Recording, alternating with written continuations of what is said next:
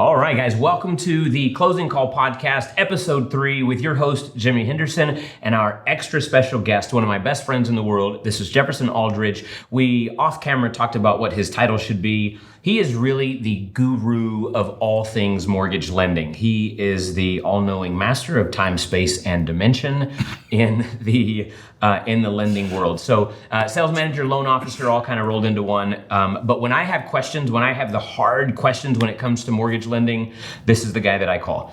He always has the answers. If he doesn't know them like this, he has the support staff in place to be able to get them really, really quickly. So on episode 3, what we're going to talk about today, again, since I've got the man with the master plan with us, then we're going to talk about lending today.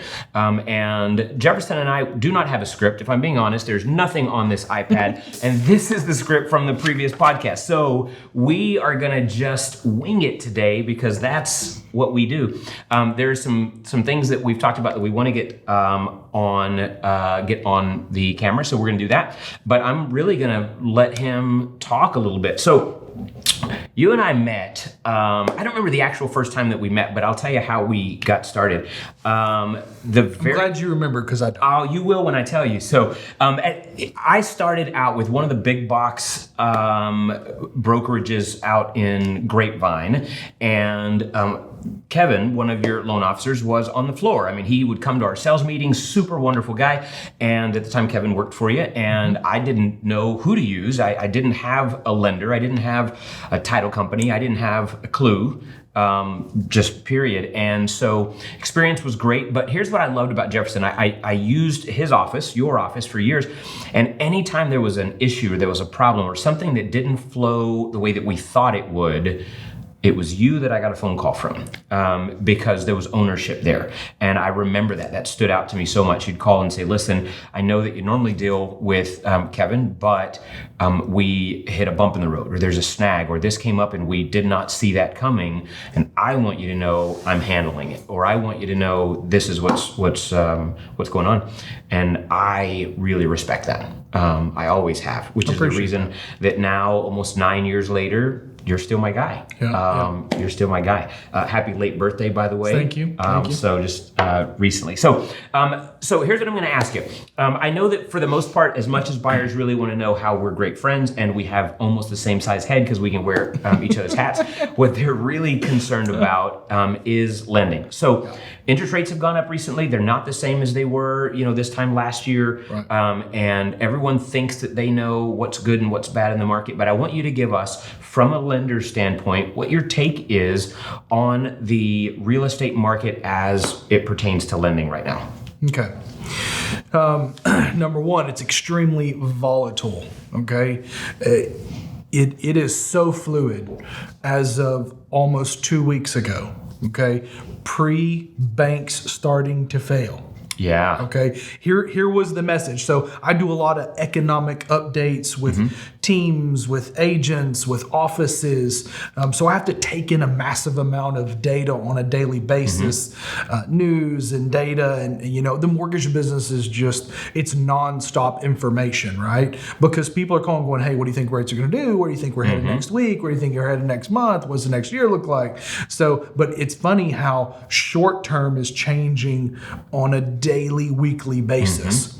Pre the banks failing, the Fed had been telling, all of the signals were very hawkish in the sense that we're going to move up 50 basis points or 0.5%. Basis points is just 0.01 of 1%. Okay.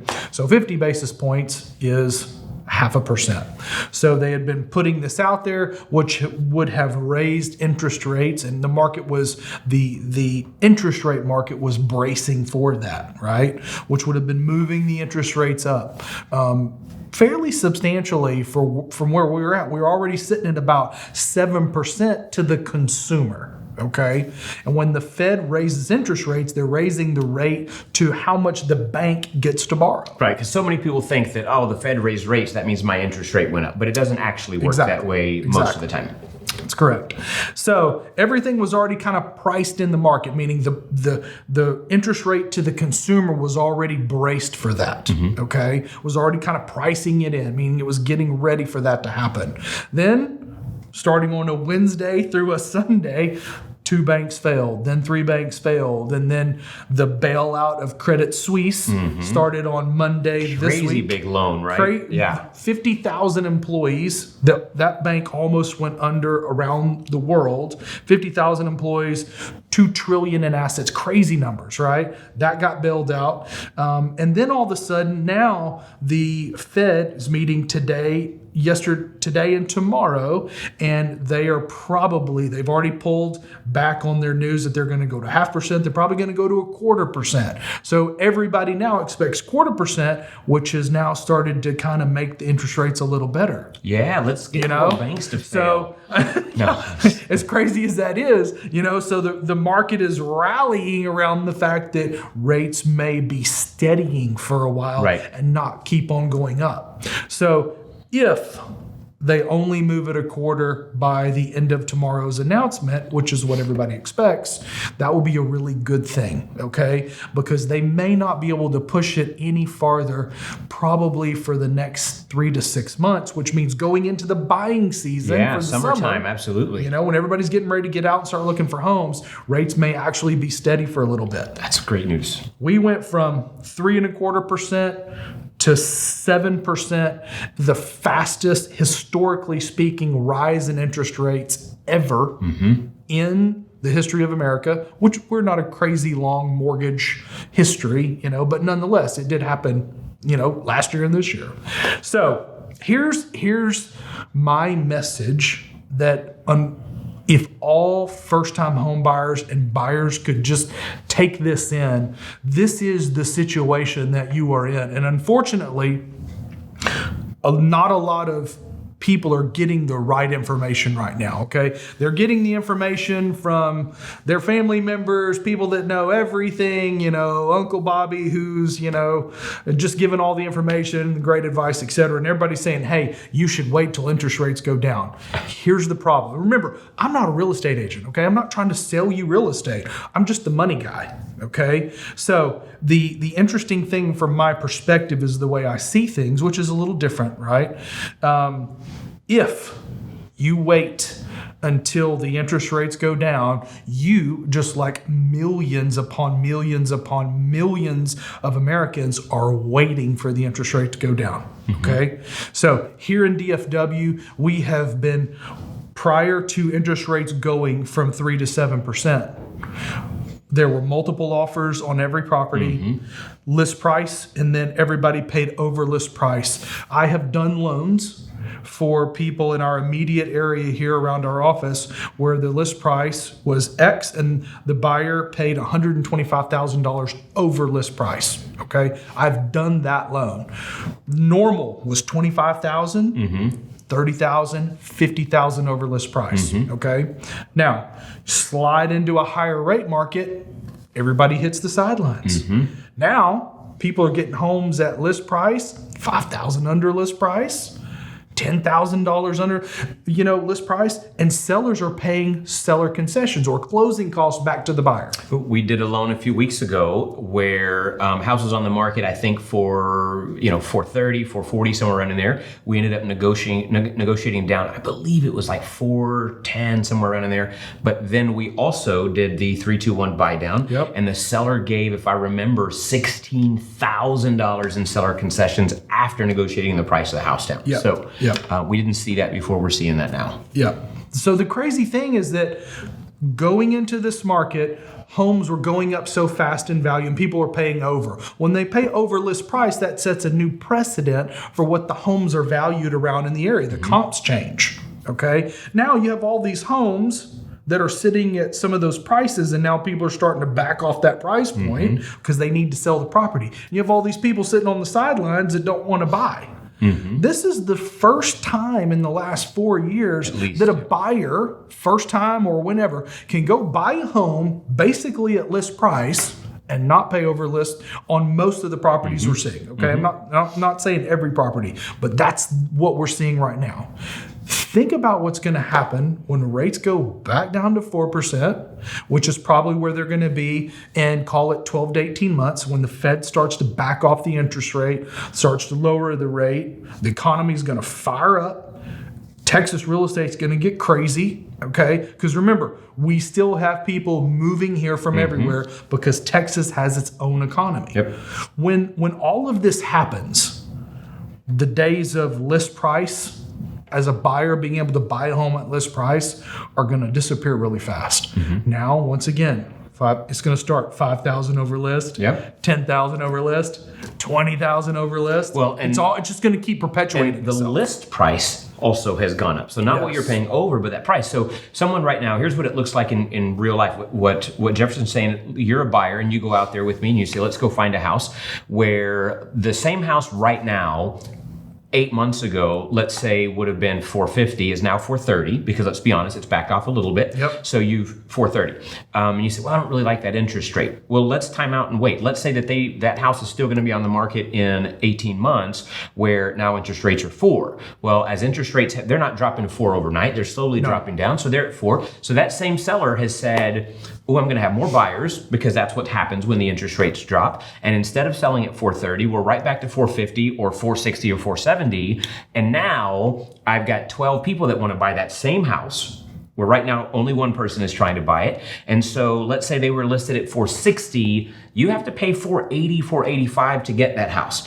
Where if you bought it right now, you could really get it at $430 with some seller concessions. And let's say you get an interest rate at 7%, and then in 18 months, the interest rates are at 4. What would a buyer then in that case do per se, Jefferson? Everybody that's buying a house right now, starting at the middle of 2022 on until rates start to drop, we're going to be refinancing everybody. There's going to be a year or two of people, of home buyers that bought at list price or less, got seller concessions, seller paid title policy and survey for the first time in 4 years. Now they're going to go from a 7% rate or a 6.5% or a 7.5%, just depends on where they bought. They're going to be headed down to probably, once it starts to go down, it'll probably take about 12 months to kind of finish up wherever it's supposed to be. And then all those people will be refinancing. And they would have bought as the market was heading down, didn't pay over list, didn't have to go ask mom for $25K and pull out of her 401K so they could buy a home. I mean, the benefits are so crazy right now because you're only going to have this interest rate for a short amount of time, history says, okay? No one has a crystal ball. Like no one can physically guarantee that, right? We'd be crazy, right?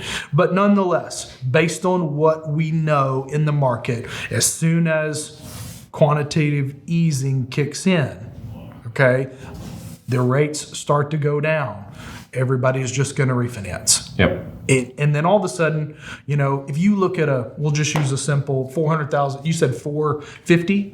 So 450. Let's say you're at 7% and you're doing a 450K home and you're putting down 5% and you've got a 7% interest rate. That's probably about a $4,100 payment. Okay. I'm literally doing napkin math in my head. But I'm pretty close. I've done this for a while. So let's say it's $4,100. You go from 7% interest rate or a 6.75 down to a 4%. That's going to peel off $600. So you're going to go from 4,100 down to 3,500.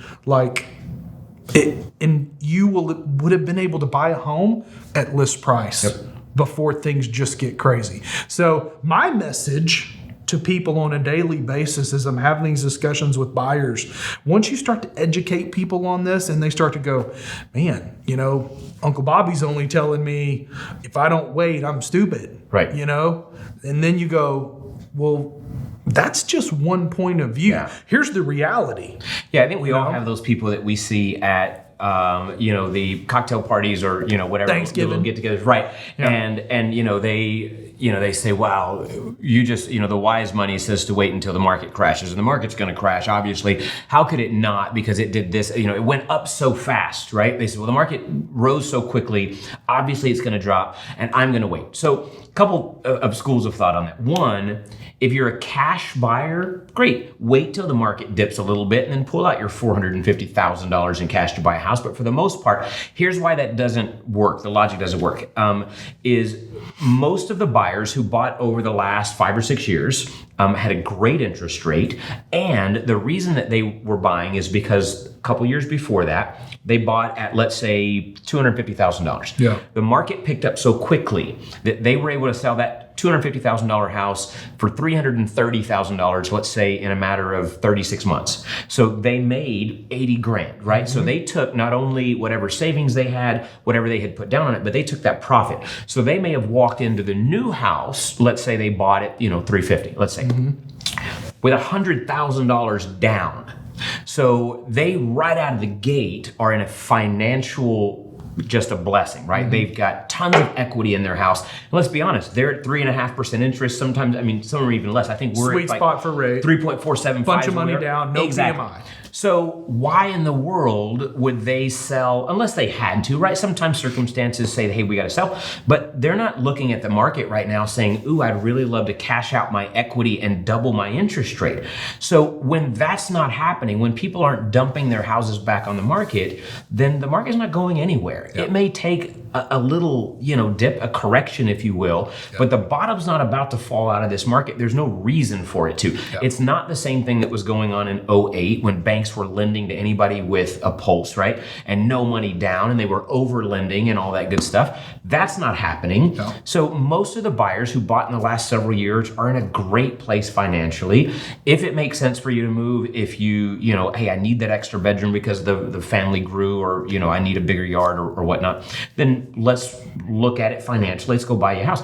But there's not nervous, scared selling. It's not a fire sale going on right now by any stretch of the imagination. That shouldn't be happening. And so there's no reason the market's going to fall out. So I'm very much looking forward to going back to so many of those people who told me you don't know what you're talking about and the market's going to fall, and say, gotcha, sucker. I'm a little bit of me is looking forward to do that. So one of the things that has kept me using you for years is the attention to detail. Obviously, Cherry Creek has a great suite of products, and that's good. And we'll get to that here in a few minutes. Sure. But one of the things that has really, really gotten my attention, I know that my buyers absolutely love it, is what you guys call a TCA, or a total cost analysis. So I want you to take a second, just explain to my viewers what that is and why that's important. Yeah, so the best tool I have ever found to teach people about their mortgage, and especially a first-time home buyer or a young family trying to buy a home, is a total cost analysis. We call it the TCA. We build out 3 or 4 scenarios. It's a software, and it plugs directly into our system. And then we produce 3 or 4 scenarios, and I just filmed one right before I walked into here for this, and basically I did 4 scenarios, one with down payment assistance, one without down payment assistance, same sales price, $260,000, okay? And then 2 more scenarios, $225,000 and $240,000. So we had 4 scenarios total on that. And we're showing the person, the family's getting ready to buy, okay, how much are closing costs? How much what is the difference in the interest rate between a down payment assistance loan and a regular loan if you have to bring down bring your own money, okay? What is the difference in cash to close? So as an example, the down payment assistance cash to close was $3,400. The without down payment assistance, it was $15,800. Okay, so now you were spending, in their TCA, they're spending, the difference in interest rate was 6.6 versus 7.5. Wow. It cost them $150 more a month. Okay, I'm just giving you the numbers because I just did it. It was fresh in my head. It's like, man, this guy's a genius. He's got these. No, numbers. not at all. I just did did a video for them. Okay, so as you're looking in that, and you're going to refinance in 12 to 18 months, you're going to save $150 a month times 12 months. That's $1,800. but you're bringing $15K versus $3,500. So your difference is, okay, do I want to save $1,800 or do I want to save $15K? I'll use the state's money for a year, and then I'll just refinance. Yeah, so keep the money in the bank without bringing it. Or if you don't have it, you get to buy a home. Right. You know, so let me have the bond and grant money, and then I'll pay the $150 for X amount of time. And then when the rates go down, I'll just refinance. My payment goes way down anyway. So, you know, that's what a TCA, that's what a total cost analysis does and is. And then I film a video for every single family. Okay, so we issue a pre-approval on a loan, then we follow that day or the next morning with the TCA. We put the agent on there, you know, so Jimmy would be on it with the family. They get to view it. It's a live thing. They get to go and look at it anytime they want. Jimmy's on it so that he gets to see, okay, hey, what numbers are they using? He may call or text my team or me and go, hey, let's change it from 260 to 270 because they got this property they really want to see. That is probably the greatest thing for a family. I get more responses from families because they get to go through their numbers. It's not just an Excel spreadsheet with a bunch of numbers on it that don't mean anything. Right. I literally film a video and that link is always there and you can always look at it as much as you want. You send it to your parents and go, hey, Uncle Bobby, check this out. Okay? Yeah, you know, send it to the family and let them look at it too. That way you can start to educate them on, hey, this is why I'm buying a house. At the end of the day, I like to feel that I didn't sell a house. I educated you to the point where you felt comfortable purchasing that house. Education to me is a big piece of the way that I do things, and information. And that's what I love about this TCA, the total cost analysis, because a buyer can talk to you on the phone and you can go over numbers and down payment and closing costs and interest rates and points and the whole 9 yards. And they're, I got it. And then they hang up the phone and then they go use the restroom and come back and have no idea what you just talked about. They don't remember the down payment. They don't remember, what the interest rate was. I thought he said it was this, and I thought the interest rate was that. And, especially when you're dealing with multiple scenarios, was the monthly payment this at this price with this down, or was it this with this price? Yeah. So it's too much. So the TCA is one video where they can go and they can watch it over and over and over. It's about 6 minutes long. And it says, listen, if you purchase at this price and you put this amount of money down, this is what the interest rate would be. If you use the down payment assistance, then you don't have to put as much money down. And it's a fantastic tool. When I know that my buyers, your buyers, have gotten this TCA from your team, their questions are answered. And if they throw a question at me, a lot of times I can say, let me get right back to you if I don't know the answer, and I can watch that TCA, and then I come right back and say, boom, here's the answer, and it was at, minute 3 and 15 seconds of the video right there. So that's a fantastic tool. So I've got another question for you. You guys just made a pretty big announcement recently. Obviously, I've been using you guys for years. Cherry Creek has an amazing, when I say a suite of products, what I mean is basically options that we can offer to our buyers in the way of what types of loans we can do, what types of houses and programs and this kind of stuff. But I'll let Jefferson share the news with you. We just kind of shook that whole thing up recently. Yeah. So Cherry Creek is an old company, right? We're a 30-something-year-old, 35, 36-year-old company. In the mortgage banking space, that's an old company because so many people have been out of business in the credit crisis, and before that, S&L. All these things have crushed the mortgage business. Companies start up, they get crushed because of a crazy market downturn, go out of business, another company comes, et cetera, et cetera. That's just the world of mortgages. It's a little volatile. 30-something in our age as a child, though. Yes, yeah. But in the mortgage banking world, the 30-something-year-old companies made it through a bunch of tough times. Yeah. So the owner, because we're privately held, went out and said, hey, how do I advance our company in a very short amount of time and provide all of my branches? This is the owner speaking, a wonderful guy, okay? This guy's just gold.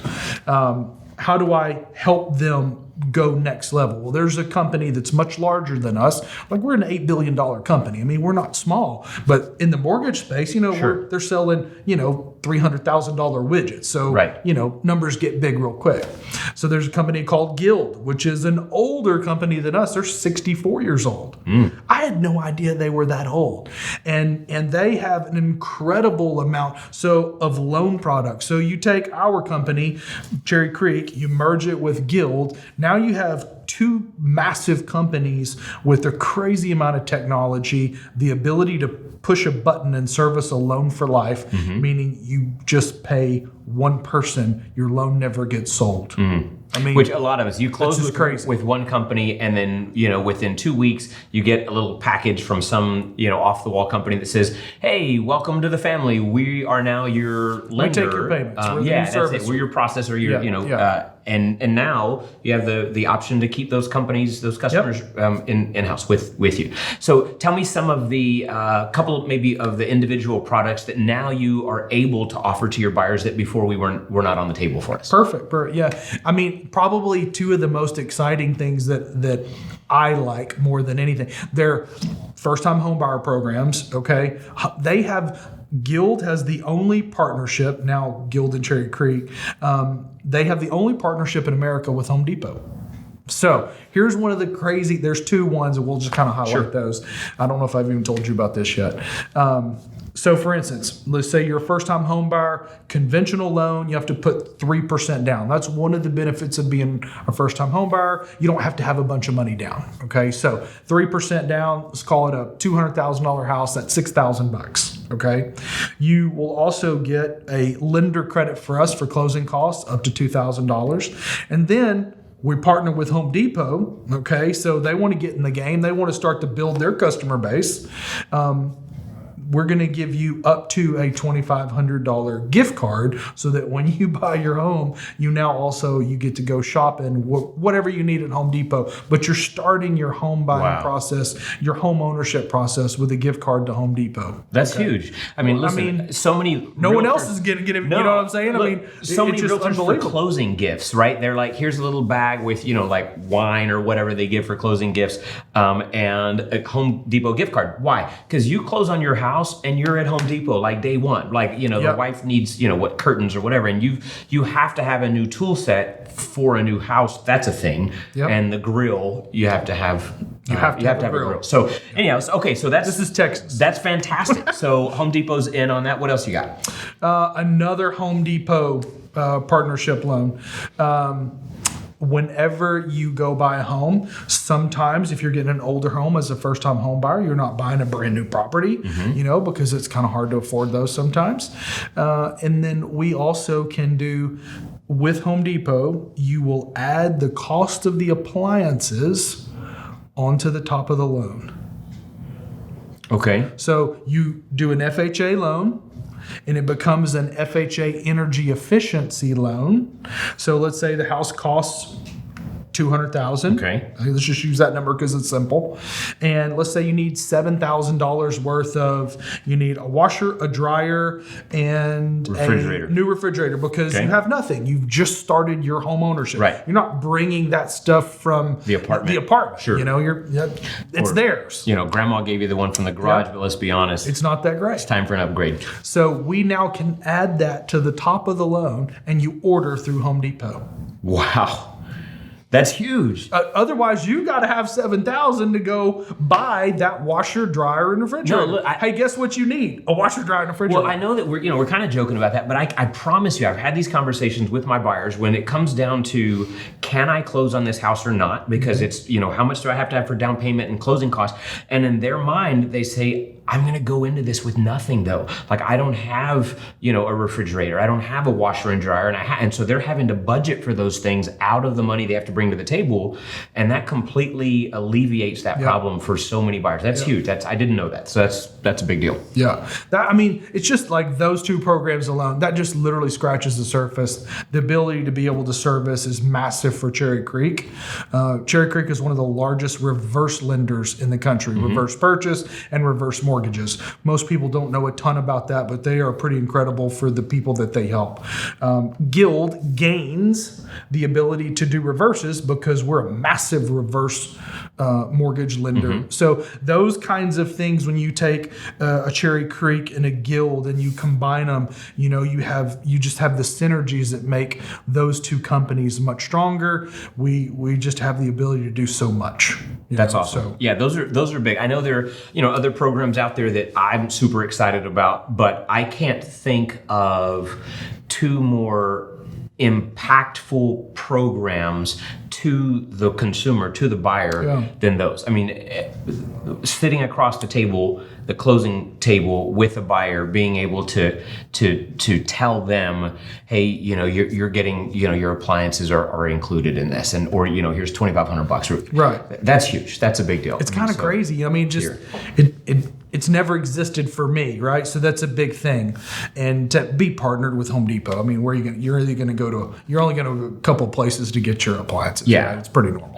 So it's not like it's an off the wall kind of spot. Yeah, Home Depot's a spot that you're going to go. My title company and myself, we had a conversation. I didn't even know it was a thing, but Misty from Allegiance Title, she says to me, her and Andrea, she said, are you Team Home Depot or Team Lowe's? And that's why I didn't know that there was a team, but at the end of the day, I'm Home Depot. Look, Lowe's has got some great products, but if I need help with anything, that's like a ghost town. I'm standing in there saying, hello, hello, hello. But you're falling all over the plumbers and the electricians and they're at Home Depot. So yeah, Home Depot's the way to go. If you had told me that y'all were partnering with Lowe's, then we'd probably have to just end the podcast. So I'm so glad that that's not what's going on. So listen, that's where we are. Jefferson obviously is a major source of information. He's a wealth of knowledge. I'm looking forward to having him on in the future. So we're going to wrap this episode up, but I do have one question for you. Here on the Closing Call podcast, we always close with a call to action. And so I'm going to leave that with Jefferson. What is your call to action for our viewers today? I tell you what, if normally we do a pre-approval for somebody, then we issue a TCA, a total cost analysis. If someone wants to call me, you could be doing a loan with somebody else. I will be happy to help you. But that's the world I'm in. You got to help. If you would like for me to do a total cost analysis, it's the suite of software. It has all your numbers and everything. And then I film a video walking you through, explaining all of these things that you'd be surprised how many people are out there shopping, have no idea what their payments are. They are pre-approved for $400,000 house and have no idea that payment's $3,700 or $3,500. And when they find out, they panic. They just thought, they cry. I thought it was like $2,000. That's what I told the loan officer. That's all I wanted. Yep. So if you would like, or if let's say you're a parent and you go, hey, my kids are getting ready to go buy a house. How can they won't listen to me. Can we educate them? Call me. We will do a TCA for your family. We'll do that for you. We'll walk you through it. Happy to. This is what we do. No cost, no obligation. No. I don't charge for that. Absolutely. I think you would kind of be amazed when you see the actual numbers and have a voice walking you through how to go from screen to screen to screen. That's it. Just like G.I. Joe used to say, knowing is half the battle. Knowing is that G.I. Joe? I think it was. I remember Sergeant Slaughter saying that. So anyway, we're wrapping it up today. Listen, Jimmy Henderson, Jefferson Aldridge, we appreciate you taking the time to watch the podcast today. Have a blessed day.